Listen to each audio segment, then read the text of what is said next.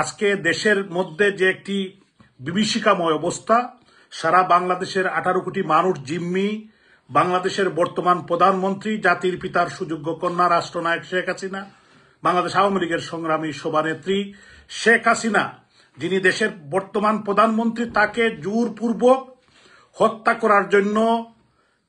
Hamid Karzai, doctor Yunus এবং তার যারা দূষররা এখন জোর করে ক্ষমতা দখল করে আমি সিলেটের মেয়র আনোয়ারুজ্জামান চৌধুরী, আমি সহ 12টি নির্বাচিত মেয়র এবং যত উপজেলা চেয়ারম্যান, পৌরসভার চেয়ারম্যান সহ সবাইকে এক কলমের কাঁচায় নির্বাচিত প্রতিনিধিকে বাদ দিয়ে যে স্বৈরাচারী মনোভাব এই হামিদ কারজাই, ডক্টর মোহাম্মদ ইউনূস